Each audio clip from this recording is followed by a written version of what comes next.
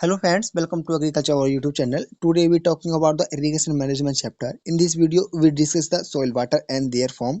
So let's start. First is soil water.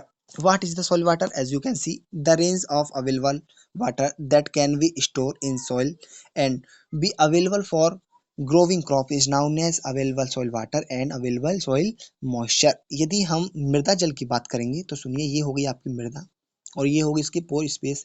In pour space में जो आपका पानी रुका रहेगा, जो आपके पौधों को प्राप्त होता है, किसके लिए? आपकी फसल की वृद्धि करने के लिए, हमारी जो क्रॉप है उसकी वृद्धि करने के लिए जो पानी उनको अवेलेबल होता है, हम उसे क्या कहते हैं?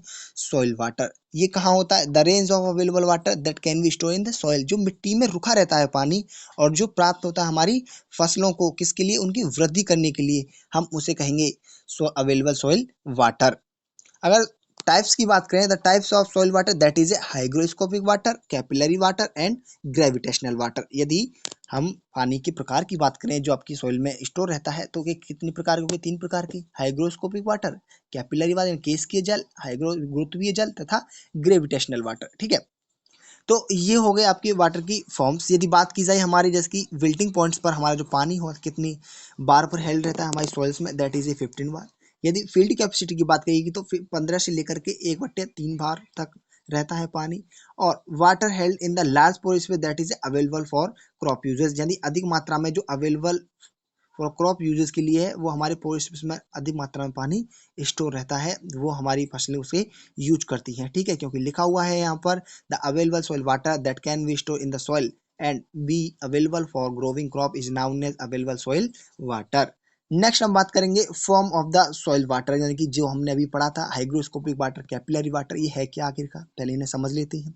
सुनिए, लिखा हुआ है हाइग्रोस्कोपिक वाटर के बारे में, it is the water held by the soil particles, यानी कि ये वो पानी है जो आपके सॉइल पार्टिकल के द्वारा वहाँ हेल्ड रहता है हमारी सॉइल्स में। और क्या कहने?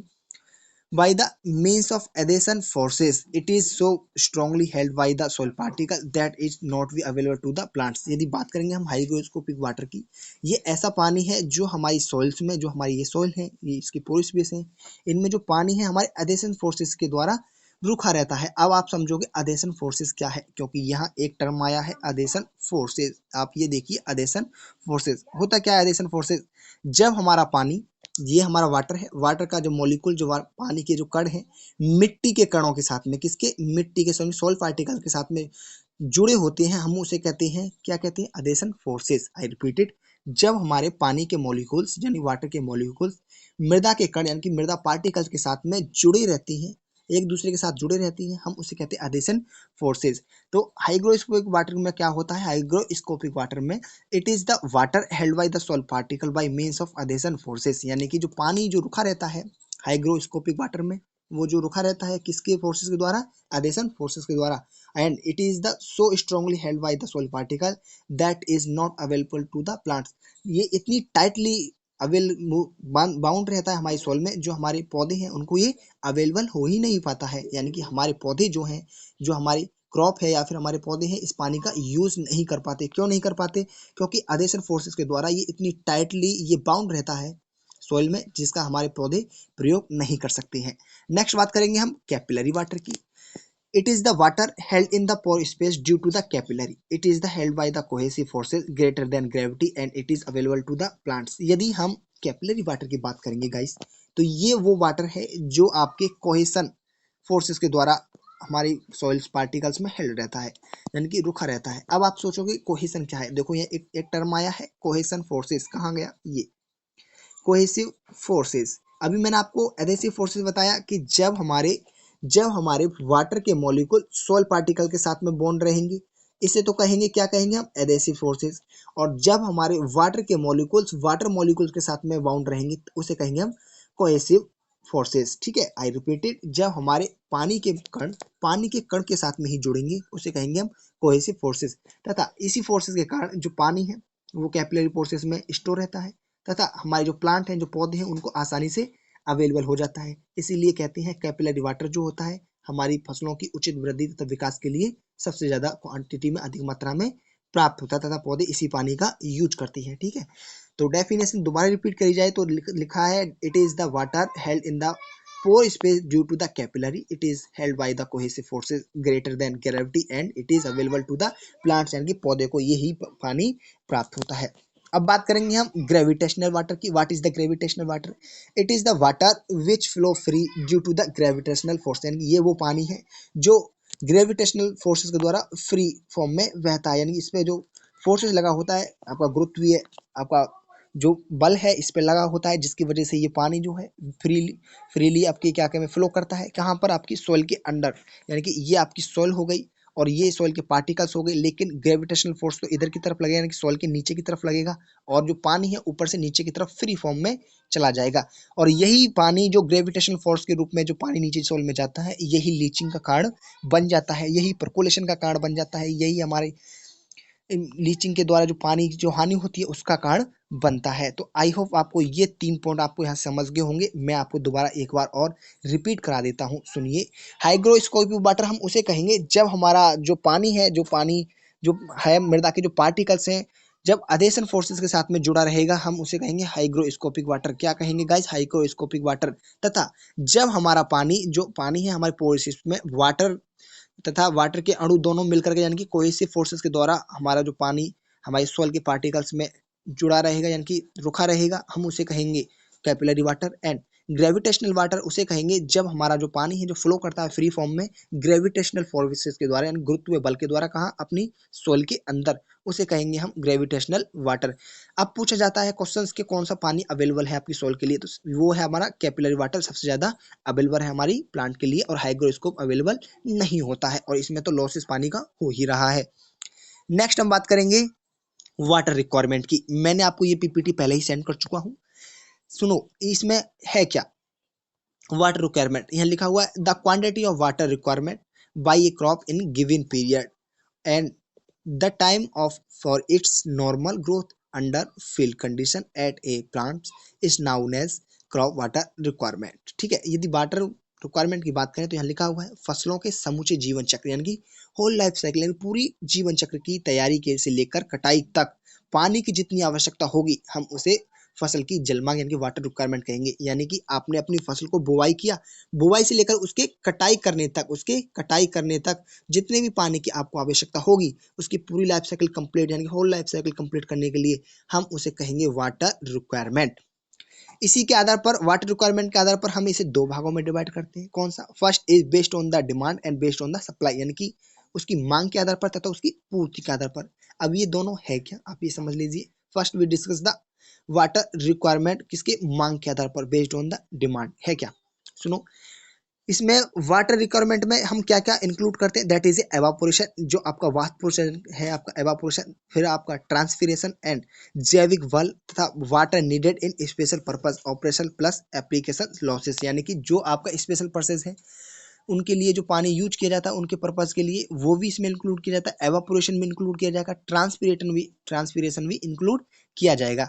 हम उसे कहेंगे मांग के आधार पर। वाटर रिक्वायरमेंट की बात करी जाए तो वाष्पोत्सर्जन, वाष्पीकरण, पादप चय अपचय प्रयुक्त जल, यानी कि उसकी फोटोसिंथेसिस क्रिया है या फिर अन्य क्रिया है, उनमें चय अपचय की क्रिया में जो भाग लेता हो पानी, तथा विशिष्ट क्रियाओं में प्रयुक्त होने वाला जल, तथा जल के प्रयोग के समय जो हानि होती है, जैसे कि आपका लीचिंग के द्वारा हानि हो गई, या फिर आपकी एवापोरेशन के थ्रू आपकी पानी की हानि होगी, या फिर जो आपने बाउंड्स बना रखे, बंड्स जो बना रखी है, यानी कि मेड़े जो बना रखी है, वहां से पानी फ्लो करके कहीं अन्य दूसरे खेत में चला गया, तो वो भी लॉसेस में इंक्लूड किया जाएगा इसमें वाटर रिक्वायरमेंट में आपके बेस्ड ऑन द डिमांड। तो यहाँ से हमने वाटर रिक्वायरमेंट को क्लियर किया। नेक्स्ट हम बात करेंगे अपनी critical state of the water deficiency, यानी कुछ क्रॉप्स हैं जिनकी क्रिटिकल जो स्टेज है वाटर रिक्वायरमेंट की वो पूछी जाती है। अब आप समझ लीजिए क्रिटिकल स्टेज क्या होती है।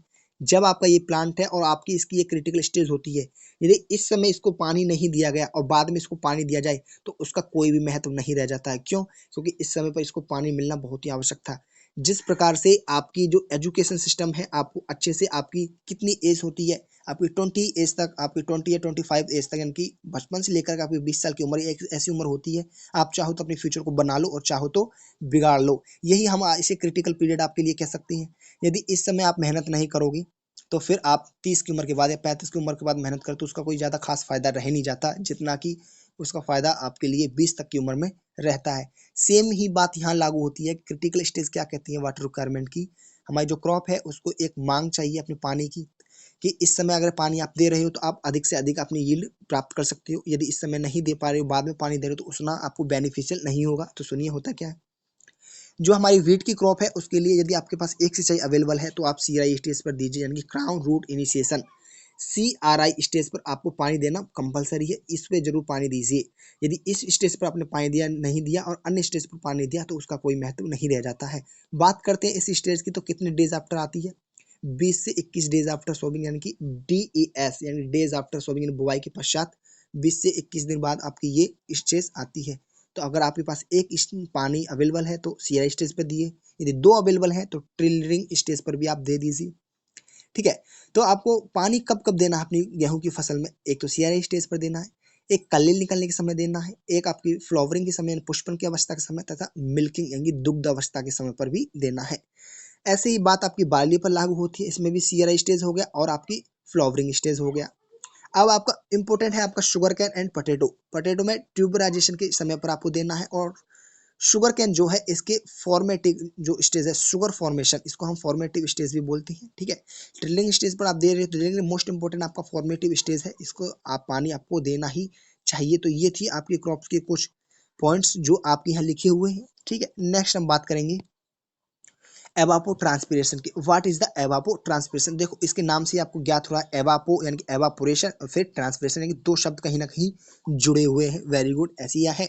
The loss of water from the soil surface water and also plant surface is called evapotranspiration, यानी पानी की जो हानि होती है आपकी मृदा की सतह से तथा आपकी पौधे से, दोनों से ही आपकी पानी की जब हानि होगी, हम इन दोनों को मिलाकर के क्या कहेंगे, एवापो ट्रांसपिरेशन। क्योंकि दो शब्द आपको दिख रहे हैं, एवापो यानी कि एवापोरेशन और ट्रांसपिरेशन है ही आपका। तो जब हमारे पानी की हानि मृदा की सतह से, ऊपरी सतह से तथा पौधे की भी सतह से हो, हम उसे एवापो ट्रांसपिरेशन के नाम से जानेंगे। वेरी गुड, आपको पता लग गया। अब ये होती कितने रूप में है, दो रूप में। It is a two types. First is losses in the liquid form, यानी कि आपकी जो जलीय घुलनशील अवस्था है उसके रूप में, एंड वेपर फॉर्म लॉसेस यानी कि आपके गैसीय रूप में। अगर गैसीय रूप की बात करेंगे तो ये तीन प्रकार से होती है। फर्स्ट इज वेजिटेटिव कवर, यानी कि वानस्पतिक कवर के द्वारा। Then second is from the land surface, जो हमारी जो लैंड है उसकी सरफेस से। Then third is from the plant surface. यदि बात करेंगे, पहले हम बात करेंगे वेपर लॉसेस की, यानी कि जो गैसीय फॉर्म में जो होती है उसका कहाँ कहाँ से होती है। देखो वेजिटेटिव कवर से, जो आपकी वनस्पति खड़ी हुई है यहाँ पर आपकी सॉइल पर, यहाँ की जो जो कवर कर रखा है यहाँ से भी, यहाँ से पानी की लॉसेस हो जाएगा। देन सेकंड है यहाँ पर फ्रॉम द लैंड सरफेस, जो आपकी भूमि परती पड़ी हुई है, फिर खुली भूमि पड़ी हुई है, या फिर अन्य भूमि जहाँ वनस्पति नहीं है, वो खाली है थोड़ी सी जगह भी, अगर वहां से अगर पानी की हानि हो रही है तो ये हो गया आपका लैंड से, हमारी जो सरफेस है वहां से पानी की हानि। देन थर्ड है हमारा फ्रॉम द प्लांट सरफेस, यानी कि आपकी फसल खड़ी हुई है और फसल के पौधों से या पत्तियों से, वहां से उसकी सरफेस से जब पानी की हानि हो रही है तो इसे कहेंगे from the plant surface losses of evapotranspiration. बात करें हम लॉसेज ऑफ लिक्विड फॉर्म की, यानी कि जो लिक्विड फॉर्म में जो पानी की जो हानि होती है वो क्या है, दैट इज ए लीचिंग। हम इसे लीचिंग भी बोल सकते हैं। जब हमारा पानी की हानि मृदा की ऊपरी सतह से निचली सतह में चली जाए, बह करके चली जाए, या फिर परकुलेशन के थ्रू, या इन्फिल्ट्रेशन के थ्रू, या फिर सीपेज के थ्रू जाए, ठीक है, यानी कि downward movement of the water की लॉसेस हो, है ना, या फिर horizontal movement of the water हो हमारा, तो ये हमारी जो लिक्विड फॉर्म में जो पानी का लॉसेस होता है हम उसे कहेंगे लिक्विड फॉर्म। तथा वेपर फॉर्म में है तो वो तीन प्रकार हो गए आपका, vegetative cover, from the land surface, and third is from the plant surface. जल वाष्प के इन तीनों ही प्रकार के द्वारा वाष्पन या फिर वाष्पोत्सर्जन ही कहते हैं, यानी इन तीनों ही प्रकार को मिलाकर हम क्या कहते हैं, एवापो ट्रांसपिरेशन कहते हैं। तथा यदि क्रिया मृदा जल के अधिकांश भाग के लिए ही उत्तरदायी होती है, यही जो क्रिया है अधिकतम जो मृदा जल की जो हानि होती है एवापो ट्रांसपिरेशन के द्वारा ही होती है, क्योंकि इसमें दोनों ही शब्द मिला दिए गए हैं, एवापोरेशन प्लस ट्रांसपिरेशन। नेक्स्ट हम बात करेंगे यहाँ पर कुछ आपके नियम है जो कभी आए थे, हम उन्हें आपके जो है इरिगेशन के नहीं है, आपके एंटोमोलॉजी से हैं, लेकिन जनरल एग्रीकल्चर के थे, तो इसलिए मैंने आपको साथ में लास्ट में आपको इंक्लूड कर दिए हैं। सुनिए है क्या।